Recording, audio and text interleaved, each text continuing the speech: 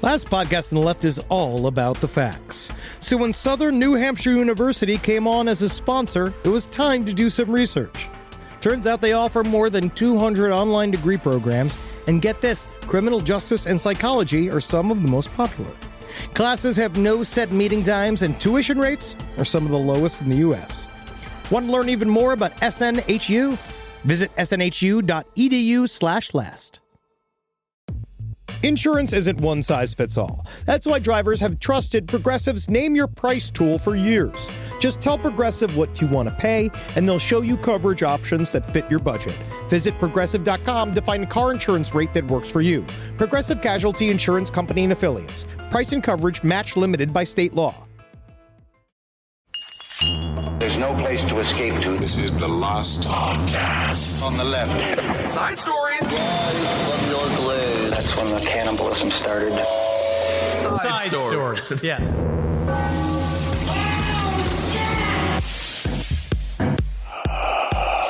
Back on the scene. Feeling mean. Man. Feeling mean on the scene, baby. The classic Kissel-Zabrowski connection. I'm mean feeling on the gay scene. as a bird today, man. That's good. how I feel. Do you think all birds are gay? I hope that they are. That would make them happy. Sure, whatever. Yeah. You're using the 1950s meaning of the word gay. Yeah, that's joyous, celebratory. It's a birthday. Maybe it's a wake. I don't know what people do anymore. That was my mom's like funny way of saying a man was homosexual, is that she would say he was happy and lighthearted. Oh, you're just a wonderful Polish Italian mother. That's what she used to do. Man, so last night, the slime in my neighborhood is like significantly tapered down. That's like, good. And I'm still looking for it. I go course. around, I sniff around for it. Have you seen it pop up on your Citizen app yet? Is it like a little red dot? Slime Patrol, letting everyone know there is this slime in the area. Keep your kids inside. Don't walk your dogs. There was another app. I forgot what it was called. Not Citizen. It was another app that was a neighborhood app that I tried for a second, but then people were just gossiping. So I stopped following it. But the slime was popping up on that, but that's fine. Good. But what I've noticed, so last night, this is not bullshit. Okay. All right. Mm-hmm. I went out to walk Wendy about midnight. It's a little late As for a I'm walk. walking, that's her last walk of the night. Okay. Because if not, she wakes us up at 5 o'clock in the morning to go pee. All right. So she has to get one last squirt no matter what. And I don't even understand because her bladder must be the size of a kidney bean. Yeah, probably the size of a walnut, something like that, yeah. I don't know how big a dog's bladders are. I've never tried to find out with my dick. Well, right? that's disgusting. You could also use a knife, which if you are a veterinarian, or you could Google it. I guess there are many other ways to find things out other than using a body part. But yeah, I like using my digits to explore. All right, what's the point of the story, Henry? So I was outside, and I have a weird-ass neighborhood. I don't know what's going on, and I really do think that. And it's not just the weed in me and in people in the neighborhood. But I swear to God, I'm going on the street. Dog starts going nuts. It was a weird-ass noise. She's like going, I look, and there is these lights are coming up from behind this building. Well, there's a bunch of construction happening over there, but these, like a electric blue light, like it was coming out of some kind of generator, and it was going wah wah wah wah wah wah wah wah wah wah wah wah wah. This crazy, filling the entire street with noise. Okay. Wendy's going nuts. Wendy can't handle it. Like, so something happened. She's acting like she's seeing stuff. It's got this weird, and I was like, I wigged out, right? I picked up Wendy. We walked back on the street because I wanted to go explore, but I couldn't go with Wendy. Of course. So I went to go look over there, but by the time I looked over there, the lights had stopped. Right, and this is in the middle of the night. Right. I come back into the house, because I've heard this noise before. It was in my parking lot, and I thought it was some strange alarm, but actually it was this weird, like, whoa, whoa, whoa, whoa, whoa. Yeah. Whoa, whoa, whoa, whoa, whoa, whoa, whoa. And I don't know what it is. That's the story. Is you heard us? How old are you? What has happened to your brain? I went to go it's look like those where the lights were, and then the lights were gone. I don't even know what the company is. It's like some Progressive commercial or insurance commercial, and one of their friends starts acting like everyone's parents, and then he's like, "Oh, look at this! Oh, barely working or working hard or hardly working. You're somebody's father but you don't have a kid." I don't understand what's going on. Wendy is my child. All right. This is Side Stories, everyone. I am Ben Kissel. That's Henry Zabrowski. Maybe Elton John is your new neighbor. Could No, that be I it? think- Maybe Elton John moved in. This is just Elton's nightly routine. He puts on whatever lamp he puts on to maintain such a youthful look. Maybe that's But what's Nat happening. didn't want to go out with me.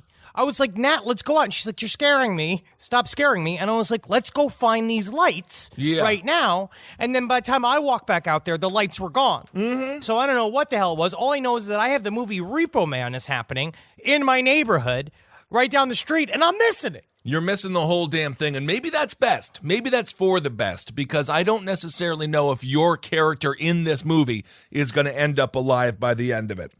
As long as I'm living, man. As long as I'm living to my fullest extent. Because You're going to be the first one dead. I have to go and I have to discover these mysteries. I have to contribute something to society. This is not just about comedy and about making art. We got to go out there. If I can get a hold of whatever one of these orbs are that's coming out of this, whatever, if it's some kind of broken, maybe they cut through some lime rock or something, and underneath there is all this, like, maybe it's like chuds, maybe it's something else, maybe finally we're catching the breach, maybe they found a ley line all filled with orgone, just like up to its fucking pulsating veins in argon, Could and I want to be. go touch it, and then I become like the super Polish, like you become like what the Thule Society that was hoping they would do with the Germans, but for good, not for bad. We're going to talk about the Polish a little bit later on in this episode. I do think there is a direct correlation with the legalization of marijuana in Los Angeles and the slime sightings and the pulsating light sightings. It seems like your brain is full of weed. Perhaps you're not seeing things clearly, and maybe you need to switch to whiskey, and then you'll have the courage to go over there. I was drinking whiskey. With Wendy. I and was explore drinking and see whiskey what's going on. and smoking weed. You just don't Okay. understand. You act like the same thing too. I've seen you put your Bud Light goggles on, where you be like, "Now let's get to the center of this story," and you've never course, been more that's what I'm certain in your life when you're I filled know. with BLs. I know for a fact what's going on. All right. I want to talk about this one letter first. I want to talk about the letter of the You wanna do-attend do a- party, really quick. Okay, so we had the Furnace Festival in Philly actually happened. And this, again, Henry, you know what this is a reminder of? If you build it, they will come. Not sober, but they will arrive. It looked to me like a pretty big hit and a good communal event for the community there in the society. It seemed like it was a lot of fun. Yeah. There was about 150 people came. I saw Good. a couple of people, a couple of pictures there. What I thought was very interesting with a couple of people toasting each other with Bud Light limes. I'd like to right. think that was a shout out to us. If not, sure, but if not, great. With parallel thinking.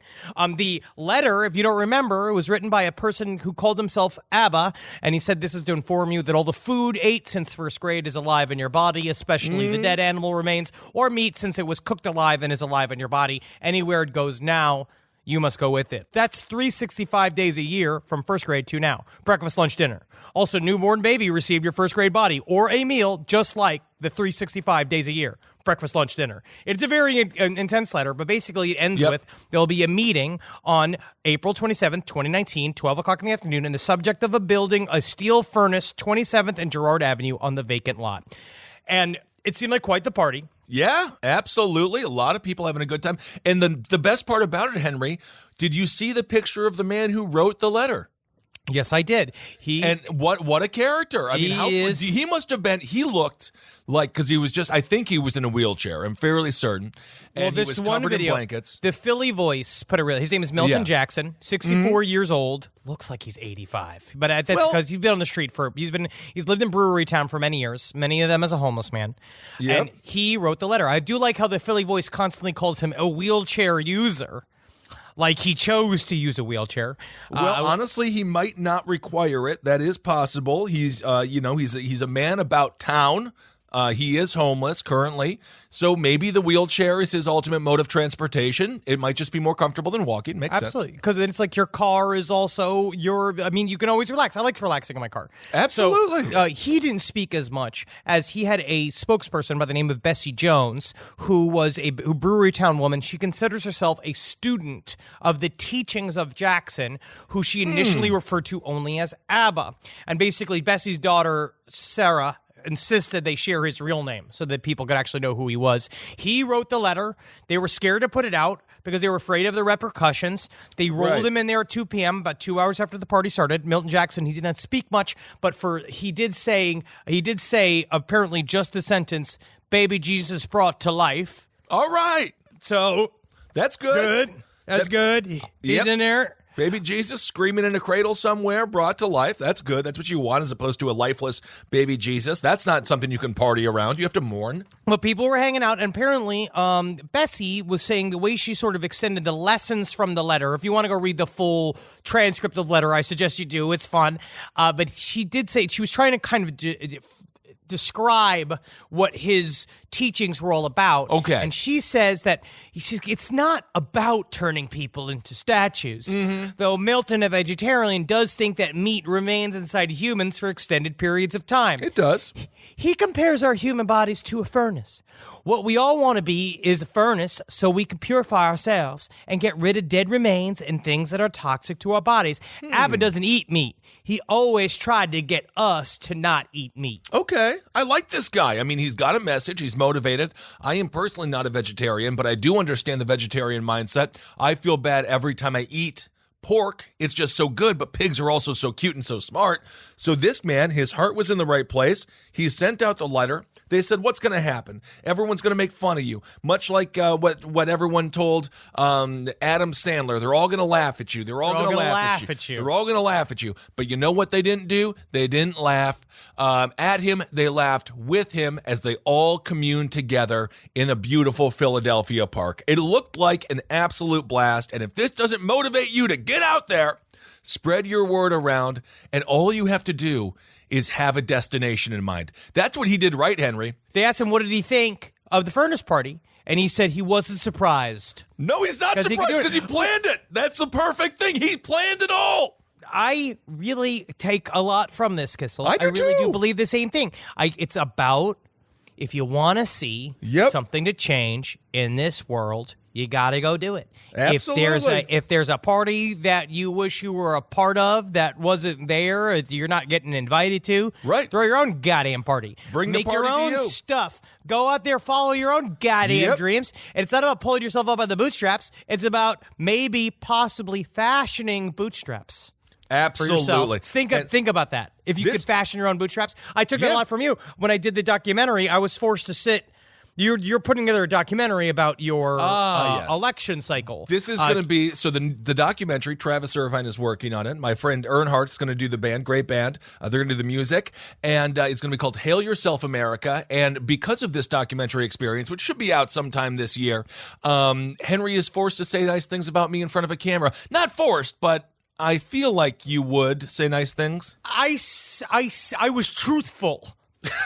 I was truthful, and I think that was important. But a part of it is that I think what was nice about what I said, what I said, was that your election cycle, you running for Brooklyn Borough president, was more about, to me, the fact that you can go from having very little political influence and not coming from money and not coming from political family. You could go and you could put together your own election campaign and you could make it work. And you can get on a ballot. Get on that ballot. It's amazing. Yeah, it's all about you knowing that you have to just kind of make it so that there's no alternative to you doing the thing, and then you do the thing. Absolutely. And so this man, the furnace party, and whatever you want to do in life, and you're not going to win the first time, Henry Definitely and I, in the arts, this is the only thing that Henry and I, this podcast that you're listening to and last podcast on the left, top pad, all the network, this is the only thing we have ever succeeded at. And this was only because we had to do it all ourselves. And we're still gripping on by the tips of our fingers. We're like the dude from Free Solo, just like, how are they even staying up? I don't know.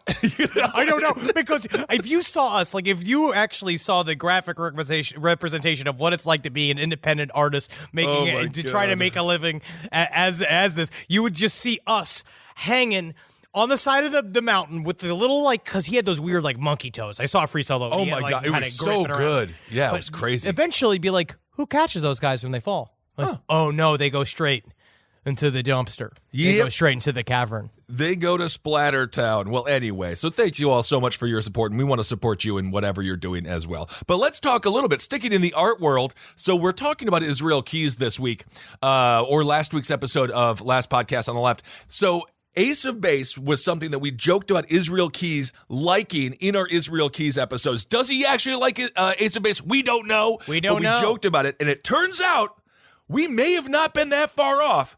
Evidently, the lead singer, or the founder of Ace of Base, it's this dude named Ulf Ekberg. He was, before he saw the sign, he was a neo-Nazi skinhead, and they got some photos of him doing the classic neo-Nazi salute and whatnot. But this is really, how do you go from being a neo-Nazi to creating some of the more light-hearted music of the 90s?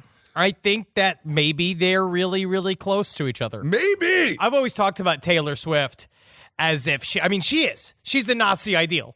If Goebbels could have put together a perfect pop star for the Nazi race, it would have been Taylor Swift. It could have been, but don't bring Taylor down. Taylor doesn't like the Nazis. We don't know. I'm telling you what, I bet she'd be like, oh no. Meanwhile, like taking the money and put it in a bucket that comes from their pockets. I mean, like, I'm not certain that she'd be like, well, maybe my music can turn them around, but first have a shirt too, and here's some scrunchies. I don't know what else she sells. Even the Salvation bucket outside of every Walmart and Target during the Christmas season probably got a couple of coins in there slipped from the fingers of neo-Nazis and white supremacists. I would assume so. Maybe. I don't know. I don't really want to harp on this too much, but because you can go after him all you want if you feel like it. It's already been put out there. He did. I'm reading some of the lyrics that he had from his original Nazi punk band that was called Commit Suicide, and they sang songs with explicit racist lyrics. Yeah.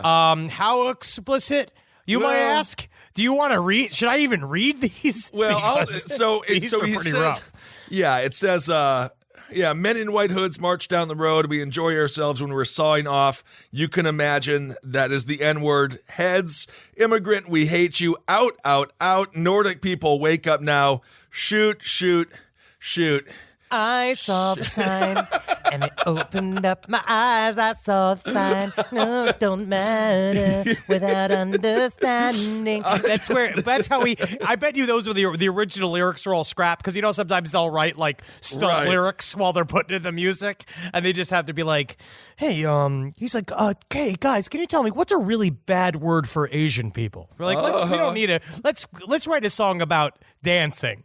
Indeed. Well, it's a much better song, and I don't know, maybe he did have a transformation in his life. Everyone can change. I got nothing wrong with Ace of Base. It is just kind of a funny coincidence that we were making that joke, because Israel Keys is a colossal piece of crap and a white supremacist. So anyway, that's a little synchronicity in the Matrix here. It really is. Now, all right. Okay. But Henry, now this next story coming up. This is Henry. Henry is salivating right now. He is like. He is like a hungry Saint Bernard. His jowls are dripping with saliva. And just because the excitement of what's going on right now regarding ufology. UFOs, baby. Uh-oh. Disclosure is coming, y'all. Pew, pew, here, here. Uh-oh. Can we get some of those horn noises in here, Travis? My horn noise sounded like I was like, buck, buck, buck, buck. That's not a horn. I am from Wisconsin. I don't know what people do. It's very weird. Disclosure is coming. Okay. Slowly in trickles, and it's happening, unfortunately, under the reign of Fatboy president, but it's pretty amazing that it is the way that it is.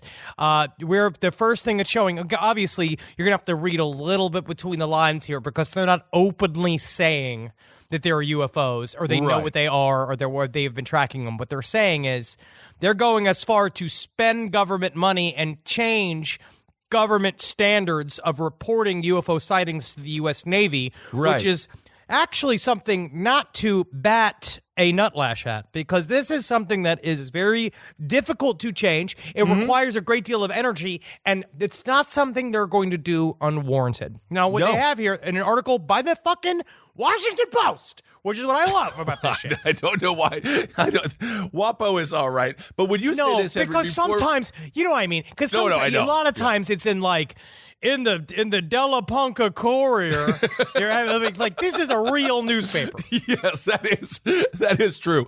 Before we get into that, the Navy, as you just mentioned, is the Navy on the front lines when it comes to UFO research? They got the planes. They're in the middle of frickin' nowhere half of the time. That's where Project Blue Book was centered. Okay. The U.S. Navy has always been involved in the quote-unquote the unexplained aerial phenomena research end of the U.S. government and perhaps the Pentagon. We saw a little bit of that with the revelation of ATIP and OFSAP coming out, which we covered a little bit in our Skinwalker Ranch episodes. Right. Now, according to WAPO, a recent uptick in sightings of identified flying objects, or as the military calls them, unexplained aerial phenomena, has prompted the Navy to draft formal procedures for pilots to document encounters, a corrective measure that former officials say is long overdue. Wow. These intrusions, they're saying that enough UFO sightings have been happening in military-designated airspace. It's been a regular basis since 2014. They're saying up to multiple times per month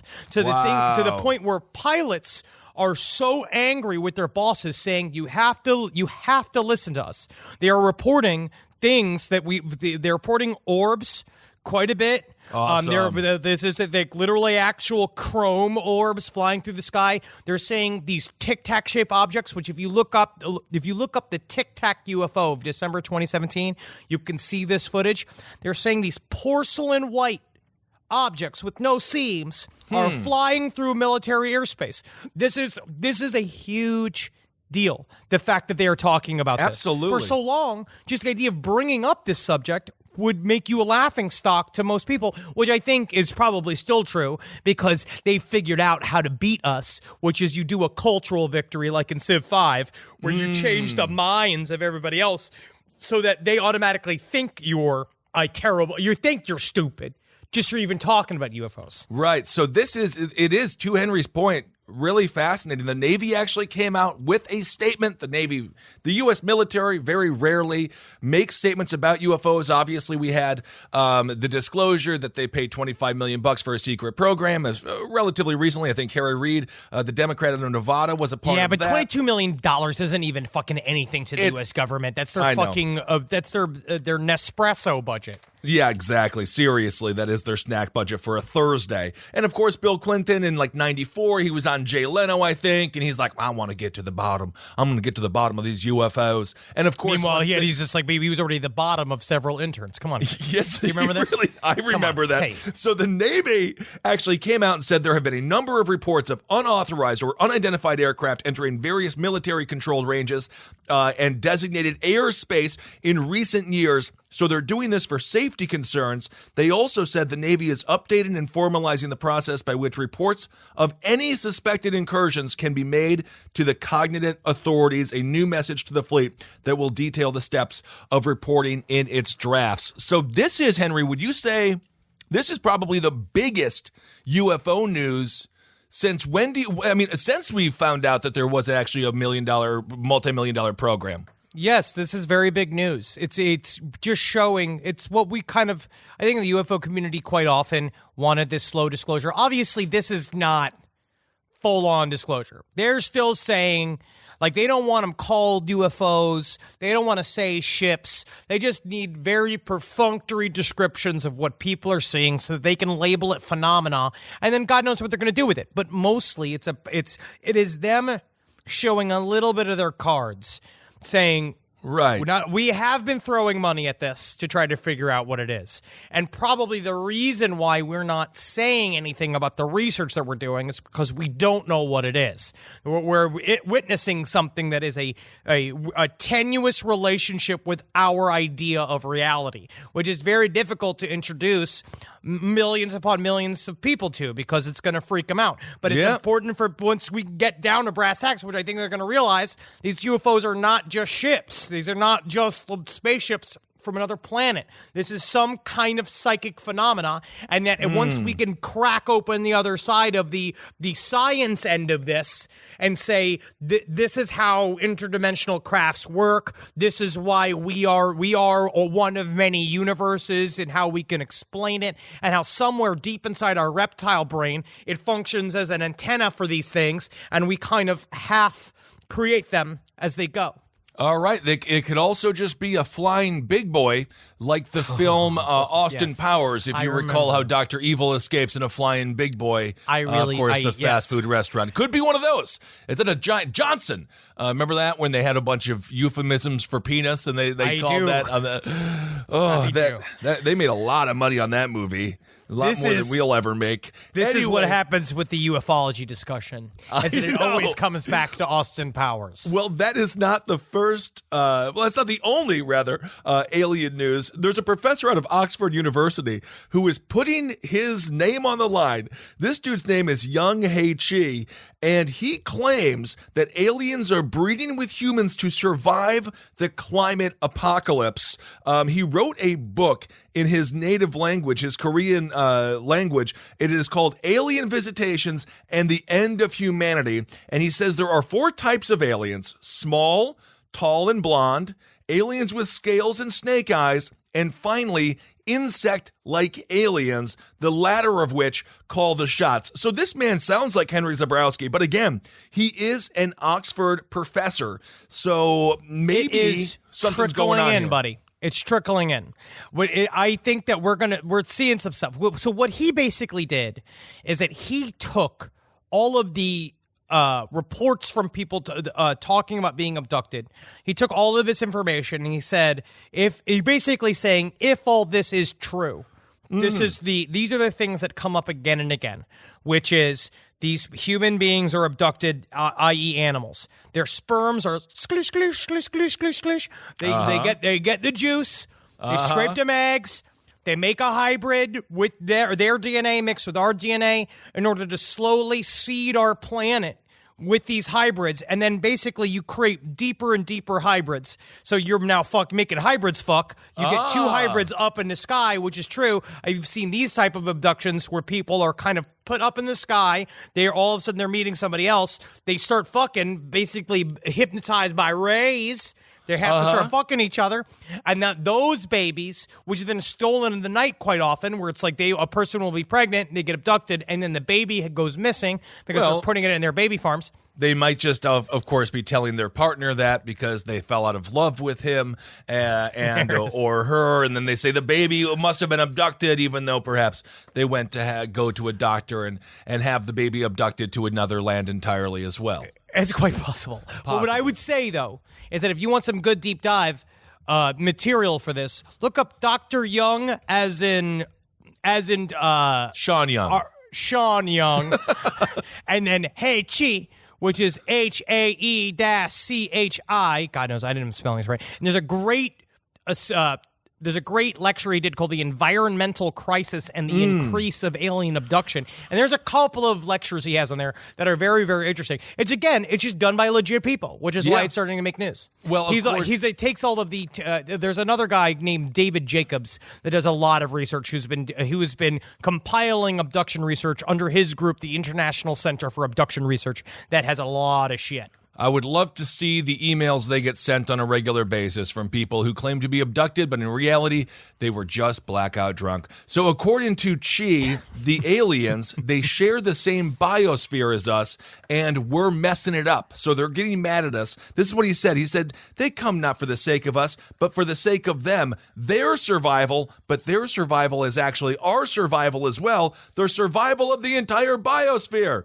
That is where I progressed in developing my theory, and I'm looking for more evidence to support my view, which actually that makes the whole "we come in peace" thing much more plausible. If they do rely on our biosphere, maybe they won't just nuke us out of existence, because it might hurt them if they do. They are just trying to, it's almost the opposite. It's that they can't do an overt They can't show up with battleships and blow us up because that's not what they're trying to do. What they're trying to do is replace us.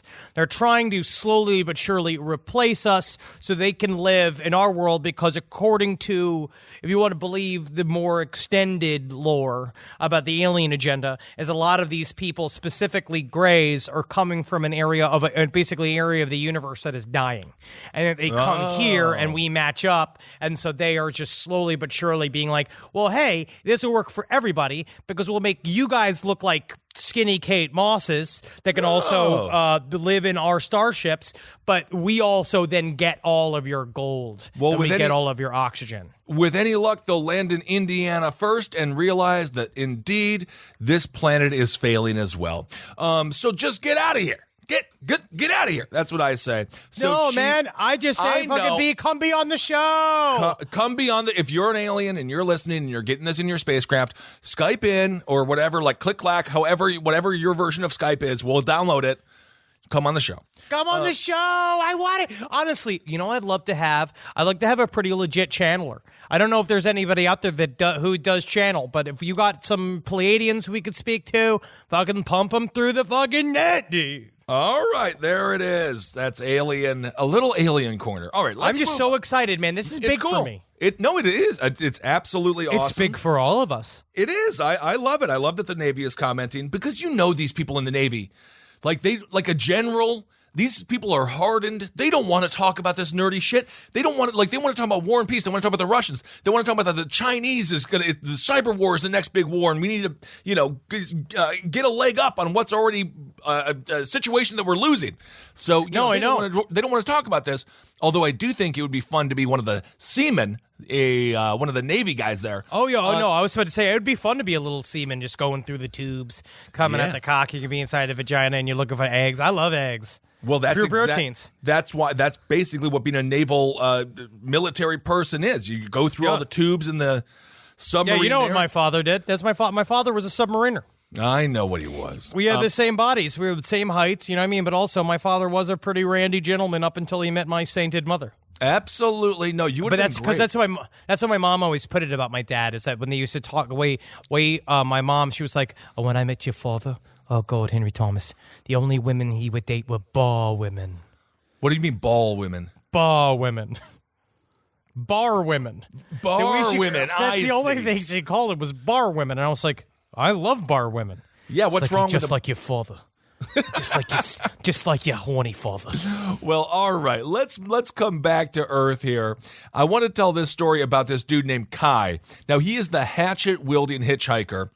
He has been arrested. Now, you probably have seen him, even if you don't think that you know who this guy is. I'm sure that you have seen him. He was a meme for a hot second. Yeah. He was a meme. He did this whole thing where it's like smash, smash, smash, and everyone's like, that's so cute and funny. And he's like kind of like lovable. He reminds me a little bit of Jesse from the Who Wants to Be a VJ competition from MTV in the 1990s. Long hair, kind of strung out. I met him at an Adult Swim party once, and he he has not changed, which I actually think is bad for him. Yeah, probably. He probably wants to change just a little bit.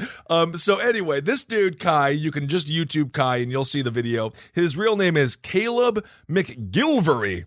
And, again, he was the hatchet-wielding hitchhiker. He was arrested without incident at a Greyhound bus stop at 6:30 p.m. That was in New Jersey. Now, why was he arrested? Because this dude, Joseph Gelfie, was found dead. Now, this guy, authorities in Union County named the animated couch-crashing drifter as a suspect in the death of New Jersey attorney Joseph Gelfie. Gelfie was found dead Monday inside his home on Starlight Drive when officers made a kind of a welfare check. An autopsy determined Gelfie died from blunt force trauma to the head. So it seems to me like this guy, Gelfie, because Kai's whole thing was that he was like surviving off the land. Well, did he save somebody? He did something. There was some weird story. Yeah, there was something he said there. He saved somebody for some guy, but it seems to be that is kind of run out. Yeah, because now it looks as if he crashed on this guy's couch and it seems as if he killed him. So a Union County District Attorney official declined to reveal how the hitchhiker was tied to the lawyer's killing. McGilvery, or Kai, is being held on $3 million bail and will be extradited to New Jersey. He was found at a Starbucks when a hero Starbucks employee spotted him and was like, that's the dude who's wanted for murder. Well, he also went viral on fucking YouTube. It's really difficult to hide unless you do that, because that's a problem. Some reason these meme people, it seems to be they actually get a lot more like street recognition than anybody else, because they're just being sent from person to person, and physically the computer screen's like 9 inches from your eyeballs all the time, so it just gets burnt in there. Absolutely. And of course, the meme people are always famous, and maybe it went to his weird little head. I mean, we've seen people like this in this industry. Yes. Like when Vine broke. Vine was an app. Seriously, I have to remind people what Vine was. That's how weird it is. Vine was an app where you recorded like 6-second videos and you could loop them, and everyone was like, oh, Vine is the biggest thing ever. And then there was a thing called Vine Stars, and we knew one dude who was a Vine star, really nice guy, but he was making a documentary about being a Vine star, and of course, before you could finish the doc, the Vine thing was over. No, I remember, because our manager had several Vine stars. Because I remember him just being like, it's new TV. We got to do it. This is it. We're all on board. And then none of them can make the conversion from Vine to television, because it's really difficult to go from making 6 seconds at a time of content to 21 minutes. Right. It's very, very difficult. But it reminds me of the Cash Me Outside girl. But I believe the Cash Me Outside girl is she has like a record deal. I think she's like doing well.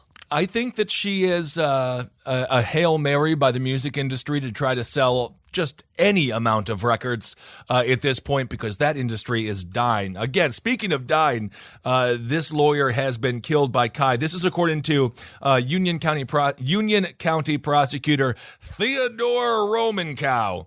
In a statement, this is what he had to say. He says, I am grateful for the overwhelming response and dedicated effort by the public and law enforcement that led to this arrest. I believe that everyone is a little safer with this person off the streets. His nickname, Kai's nickname, was also Kai Lawrence, Caleb Kai Lawrence, and Kai Nicodemus. Wow. So he really maybe had a Jesus complex and probably has a series of mental health issues. His video was shared on Stephen Colbert. That was when Stephen Colbert was still on Comedy Central with the Colbert Report, was actually a good show as opposed to whatever he's doing now. It's sincere now. Don't you? Everybody likes comedians when they go super sincere, right?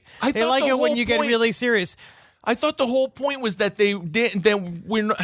You're not smart. You don't know, Kissel. Real comedians, they make you sad, and politicians are supposed to be funny, and you're supposed to like them. Oh, that's the world we live in now. Yeah. Politicians are supposed to be funny. They're supposed to have memes, and you're supposed to just love every single thing they do, every single fucking thing that they do.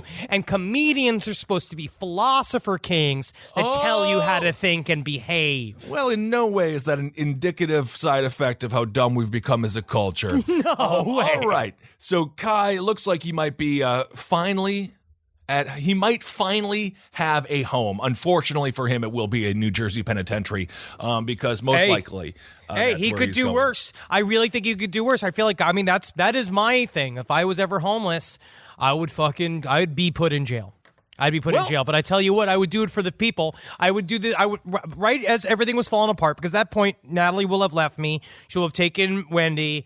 I will be under investigation for some sort of white-collar crime. Everything will be out of the house. I'm living on the street. And then I'll just put up a Twitter poll being like, who do you want me to mess up? It isn't even about murder. It's about, who can I go and sabotage? And then I will let the public weaponize me to go forward and just go at somebody. I can make somebody's life a living hell until they put me into prison. Well, I think if you are homeless, you'll be able to find a way to commit enough crimes where they will put you in prison. I mean, hell, even loitering. A couple of times caught loitering, they'll lock you up for a few nights anyway. If I ever get terminal cancer, I'm using it. You know what I mean? You better, buddy. That's what. But I'm using Jigsaw. it. That's exactly what Jigsaw does. Yeah, I'll be the good Jigsaw. But how Jigsaw ended up being good, I'm going to be like that. I'm going to do that. I know.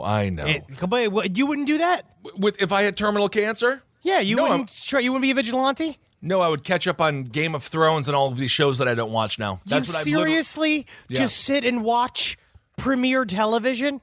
I'm living my life right now. When I get the cancer, I want my medical weed. I heard the medical weed is superb when you're on cancer. When you're on that cancer. When you're on that sweet leukemia. Do you remember our super good buddy, Ron Krasnow? Yeah. When we used to go and he got colon cancer and he gave us some of that fucking sweet cancer weed and holy shit. And Ron has made a full recovery and is doing great with his family. So that is wonderful. It is wonderful, but I'm very strange.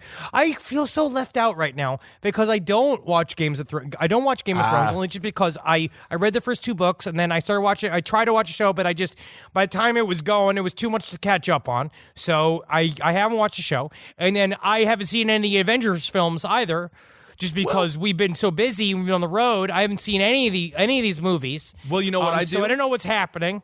The plane ride up. You got to watch the Avengers on there. They're always on there.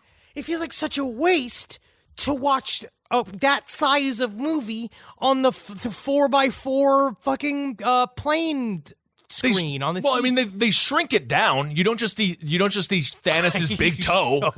I'm not a fucking asshole. They take it to scale. But I am one of those. I'm becoming more David Lynchy as I go. I mean, speaking of this, and also like watch that Hail Satan documentary last night, and I'm going to become more and more of a crotchety Satanist as I get older. Well, I'm already halfway there, but but David Lynch, this has got not really equating to it, but I do feel like that, where he's just like, when David Lynch, if he's on a plane and if he sees you watching a movie on your phone, he will knock the phone out of your hands. Just then what are you doing?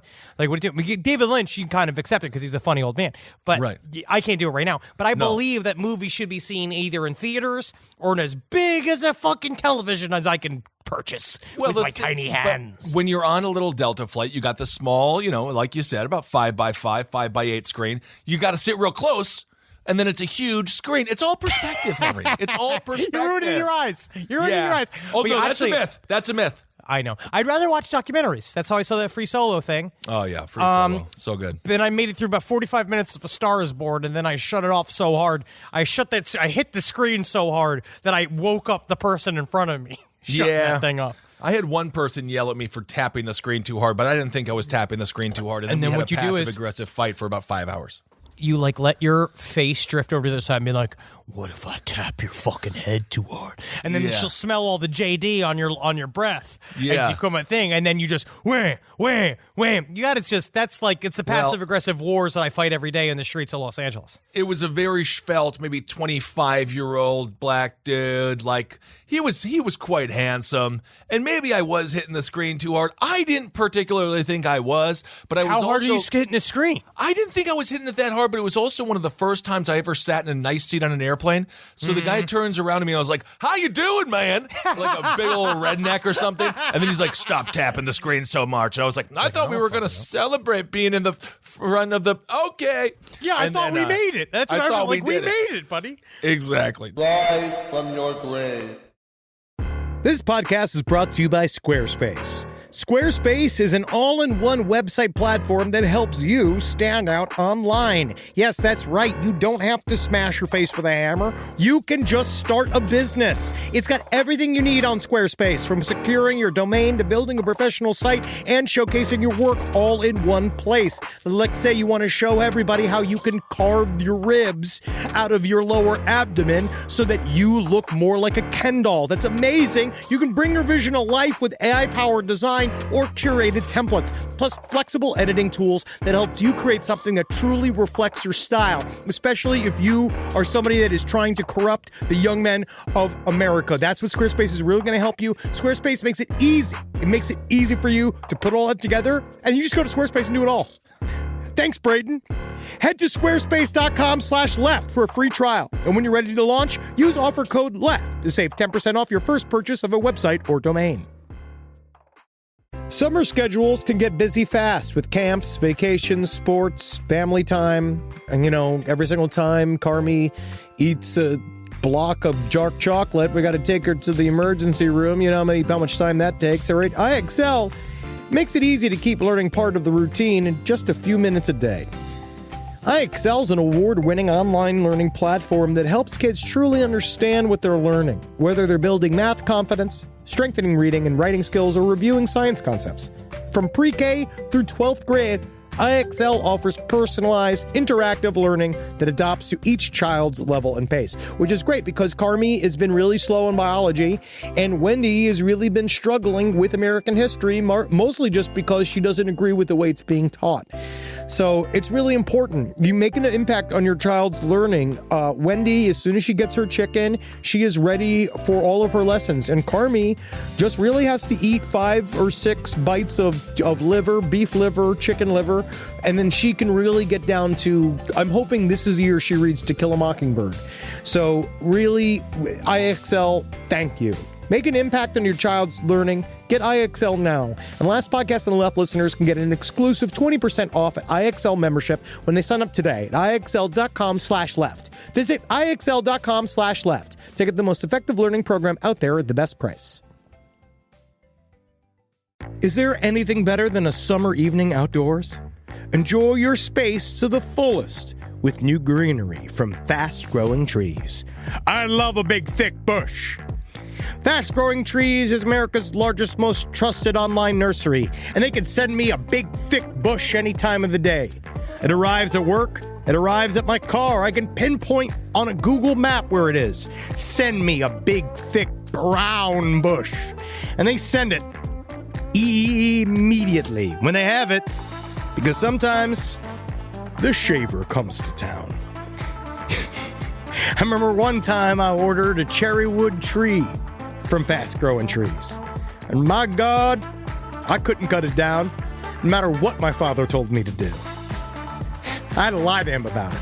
And next thing you know, I became the first president of the United States of America. And even you can become the first president of the United States of America with Fast Growing Trees. Right now, get up to half off select summer planting essentials, plus get an additional 20% off your first purchase with code LEFT at checkout. That's an additional 20% off at fastgrowingtrees.com with code LEFT at checkout. Offer is valid for a limited time only. Terms and conditions apply. All right, I know what you're thinking.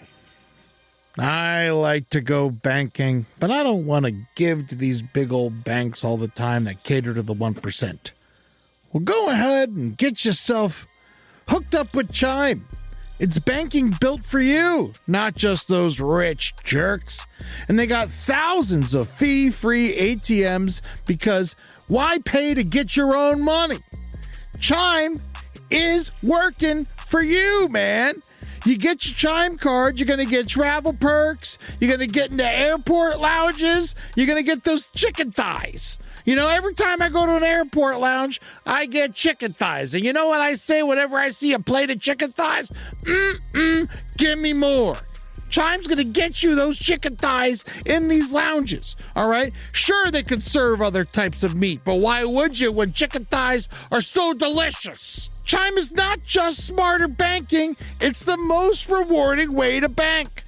Join the millions who are already banking fee-free today.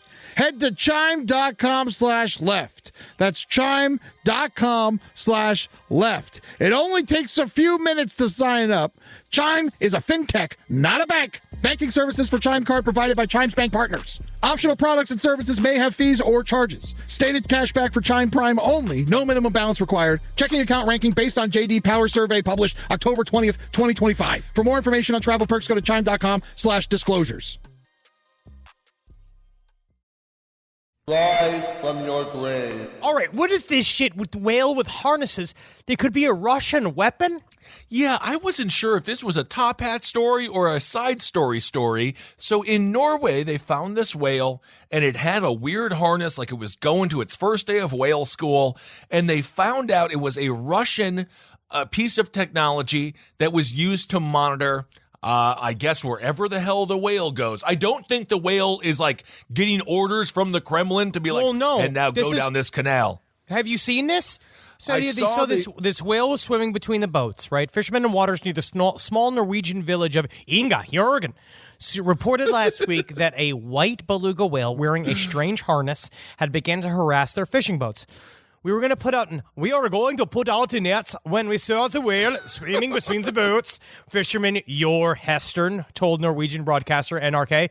It came over to us, and as it approached, we saw that it had some sort of harness on it. The strange behavior of the whale, which was actively seeking out the vessels and trying to pull straps and ropes from the sides of the boats, as well as the fact that it was wearing a tight harness, which seemed to be for a camera or weapon, this is Austin Powers again. Austin Powers, indeed. It raised suspicions among marine experts that the animal had been given military-grade training by Russia. Yeah, well, this is according to a Russian broadcaster. What says here? Inside the harness, which has now been removed from the whale, were the words, equipment of St. Petersburg, which is like, they might as well have had like a dog tag on it that had like Vladimir Putin and then his cell phone number, you know what I mean, so that you could fucking call it. I don't know, man. No, this is one of, honestly, if this was the peak of human warfare, our society would be so much better. This is so it would funny. be because it's kind of cute to have little whale warriors. So this was according to a Russian broadcaster, Gorvort Moskov, or Moskva, whatever the hell it is. He said, and I can't do a Russian accent. If you want to do it, Henry, feel free. He says, if we were using this animal for spying, do you really think we'd attach a mobile phone number with the message, please call this number? But then he also said, we have military dolphins for combat rules. We don't cover that up. So it's just like, wait a second. You just said this something that none of us were aware of. So, okay. So you have dolphin weapons? But it would be crazy to have a whale weapon. They take almost 2 weeks less to train than a dolphin. What? Absolutely. So you're saying it's easier to train them? But I'm telling you, the U.S., we got to get the sharks on board. We need to get seals. I don't even mind seals. Seals can do good covert ops, and they're kind of cute. Honor? And you know who eats seals? Whales. And what if a whale that ate a seal was one of those Russian whales? Now we got someone on the inside, with the little harness until he craps it out. Killer whales eat seals, but normal whales eat krill. Yeah, I've seen them deep dive on that like they're at Old Country Buffet. They look to have a great time when they eat. They do. I mean, look like they're always smiling. They really do. They get in their weird brush teeth. But we could also weaponize tiny dogs. Yeah. Let's not forget that. Of course, we could definitely weaponize premier puppies by basically you get like a bunch of really nice puppies. This is actually a really fun idea. Yeah. You get a tiny little nuclear device and you feed it to the dog, right? Like you let it slide down its throat into its belly. You sell these priceless puppies, really expensive ones, to like a countess's daughter or something in Russia, like somebody who works in one of these weird ass like oligarchy, whatever their criminal organization that runs the country. Anna Kournikova. I think she's pretty high up there now. Yeah. Ooh, yeah. Why not? I bet. Mm-hmm. And then she goes in there with the puppies, and you detonate them by a remote. You kill everybody. Well, it would be sad for the puppies, but it wouldn't be the first time the U.S. has used animals. The U.S. Navy during But the thing is during the that Cold if War, the puppies do it, if we use the puppies, they will die happy knowing that they served our country. And then what we can do is we can give those puppies postmortem, whatever the word is, Purple Hearts. Well, I think you have to survive. Well, yeah, no, okay, all right. Do you? No, you have to survive to get a Purple Heart. I think you can get one post-mortem. I'm pretty sure. So, yes, I agree. Can we give them medals of honor? Yeah, we can give them anything. What do you have to do to get a Medal of Honor? I think Medal of Honor is the highest civilian award that you can get. I'm fairly certain. Or maybe it's, and then you got the Purple Heart, which is the highest military award. I don't know. Don't quote me on any of that. But the U.S. Navy used dolphins during the Cold War. Apparently, they set up a special program for training dolphins and sea lions in California. And it's called the U.S. Navy Marine Mammal Program. It was based in San Diego. It uses bottlenose dolphins and California sea lions, and their job really does suck. Their job is locating mines and other dangerous objects on the ocean floor, and I'm assuming they locate them by hitting them and exploding. Yeah. So Shit. The U.S. Navy deployed dolphins to the Gulf during the Iraq War in 2003 to help mine clearance teams. Man, you would think this would be on the news every single day, now that I think about it. You would. Honestly, it's one of those where like, holy shit, like cool. this is what we used to do. Well, I'll tell you what, this is. I'm just thankful we're using dolphins instead of the original program, which was just using Mexicans. Yeah, just getting them down there. Which is, I mean, we've changed a lot. We've grown as a country. We're doing much, much better not using forced labor to do the hardest jobs, although you could argue that we're forcing the dolphins to do it. Unless, of course, they did sign up, although they don't have opposable thumbs, so they can't hold a pen, which makes that seem unlikely. I got opposable thumbs. That's what I called the tiny little baby penises next to my big main penis. Oh, is that a lie you've made up for yourself? Yes, that's what I got, little thumbs. Kitty little thumbs. All right. But the thing about dolphins is that until they figure out how to use guns, Well, they are going to be our subjects. They need to figure if they are starting to, they wonder whether or not dolphins can think and what they need to do. But at this point, there is a race at all times about who is the most capable predator, most capable mammal on this fucking planet. And the dolphins won in the game. They got to figure out a couple of things. They got to figure out how to make their own farms, if that's what they can do. They got to figure out how to make a helicopter. And they got to figure out how to fucking get that money. Yeah, well, and of course they should probably cut out some of the sexual assault that they do down there in the ocean. I'll tell you what, it was a whole other thing. Women like my mom are the ones, I'm not going to say they bring it upon them, but my mom was out there like swimming with the dolphins. She's like, oh, I love how close they get. And then they have to have the lifeguard come and say, please stop. This is their sexual aggressive. Yes, I'm sure your mother was courting a dolphin to have sex with her. She doesn't know that, but she was like, God's talking to me through the dolphin. God said this was a sign from God. And then they go over there and it was just being like, oh, God's trying to shoot all over your back thinking you're some big struggling seal. Okay, it doesn't. Well, don't call your mother a struggling seal. She'll never let that go. No, but that's what we look like to them. I know, that's what people look like when we're swimming and we're like, peak of the food chain, and then every other animal in the water is like, oh, that's a fatter seal than usual. Must be one of those unique Midwest seals that comes down here to Florida during the winters. Yeah, just coughing up string bikinis for men with the Canadian flag on the pouch. All right, well, of course, we have to do our hero of the week, and it also goes along with animal news a little bit. I think we're to the point where the hero of the week is should be discussed at this point. So it's better if it's an animal. It's better if it's an animal, absolutely. So here's the hero of the week song. Recordings of number stations. I love listening to them. It can be a little madness sometimes.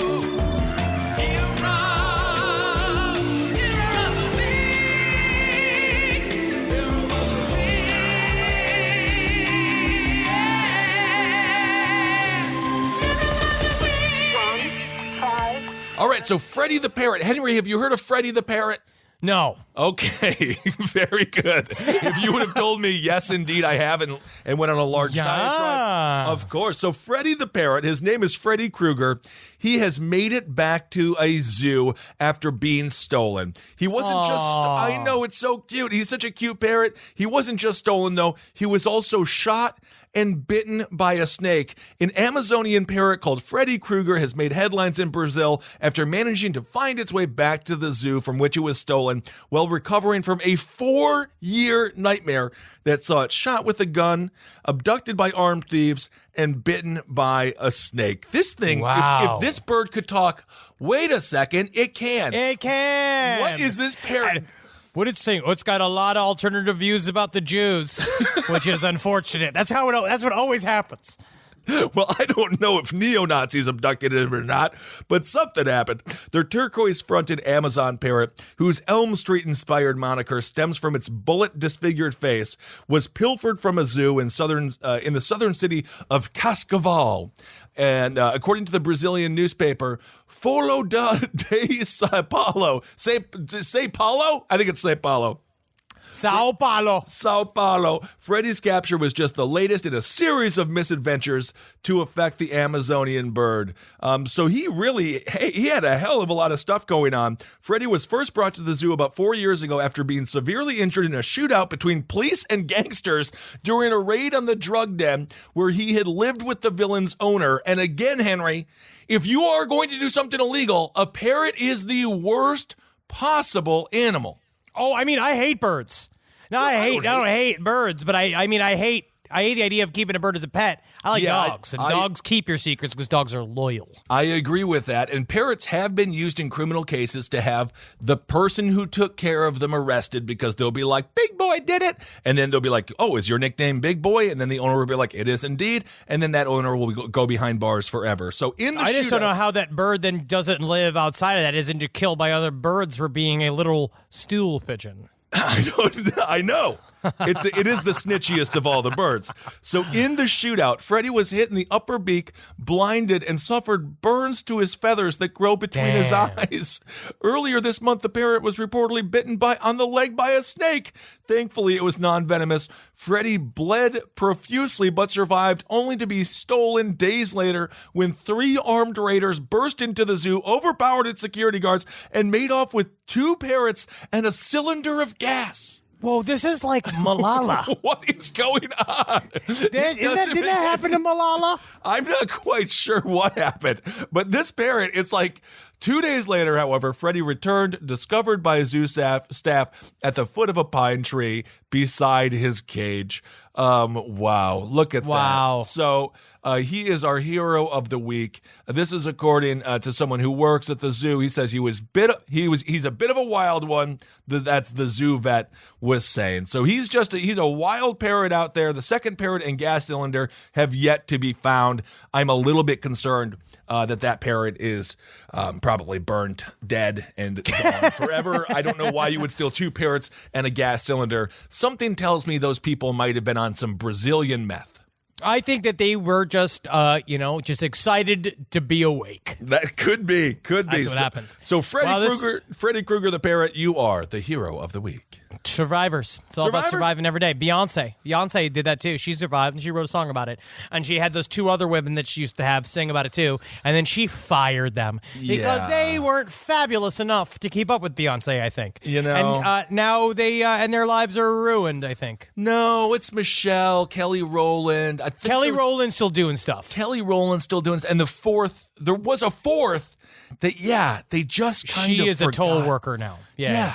She just doesn't- went to the history of time, and no one will ever see her ever again. Oh, that's sad. There are winners and there are losers in this Well, life. Beyonce could have helped her friends out a little bit. We always we have to help our friends out, and we don't even like our friends.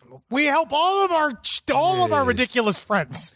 We're saddled with this. All right, everyone. Well, let's see here. Thank you all so much for listening. We are going to see you all on the road very, very soon. What do we got? We got Vancouver. We got Salt Lake City. We got Portland. We got Seattle. Can't wait. Australia's coming together. The UK is coming all together. Hope to see you all out in Berlin. It's just going to be a good time, man. We're just going to hang out like friends and fam, eat a bunch of cheese. As always, so excited to be back on the road. I love seeing everybody, and we love doing these shows. It's so much fun. Have we changed our rider at all from just a cheese plate, a cheese pizza? This is why I'm getting, well, this is not why We got tequila now. Now we have tequila as opposed to whiskey. Okay, so you'll see us fatter and badder than ever. I like having it's good to have the bread as a base because then we end up drinking. Yeah, that's very true. All right, everyone. We're just going to look worse and worse. Every- But that's called what we do to ourselves to entertain you. And so every day, you got to live your life. You got to live your life to find truth, find justice for your friends and neighbors, even if you have to take that justice by force. You got to love that you are willing to put your life and your family in the line for justice and truth. You got to love that fact about yourself. Sure. And you got to laugh in the face of those that dare defy you.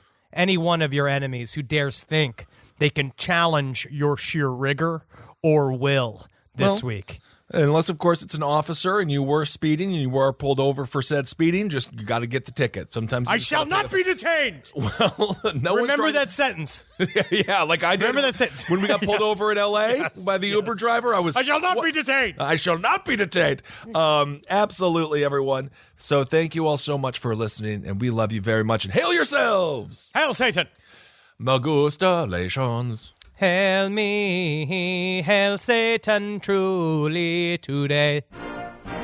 Hey, what's up, everyone? I am Ben Kissel, and I'm with Marcus Parks. Hi, Ben. We're going to talk to you a little bit about Abe Lincoln's Top Hat. It's the political show that Marcus and I do. It's a lot of fun. If you want to get up to date on the weekly news of politics, check out the show. I think you'll like it. I think you'll like it. We're reasonable. We're reasonable people. We're fine people. So that's good. So check it out, because there is a lot to unpack, and hopefully it helps you get through your week. So hail yourselves, everyone. Thanks for listening. This show is made possible by listeners like you. Thanks to our ad sponsors, you can support our shows by supporting them. For more shows like the one you just listened to, go to lastpodcastnetwork.com.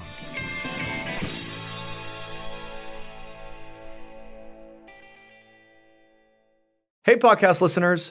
Mr. Ballin here to let you know we are now publishing 4 times a week on my podcast, Mr. Ballin Podcast, Strange, Dark, and Mysterious Stories. That's right, you'll be getting 4 new episodes a week covering unbelievable mysteries, chilling true crime, and stories so strange they sound made up.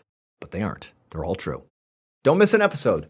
Listen to and follow Mr. Ballin Podcast, Strange, Dark, and Mysterious Stories wherever you get your podcasts or on YouTube. Hi, I'm Angie Hicks, co-founder of Angie. One thing I've learned is that you buy a house, but you make it a home. For decades, Angie's helped millions of homeowners hire skilled pros for the projects that matter. Angie, the one you trust to find the ones you trust. Find a pro for your project at Angie.com.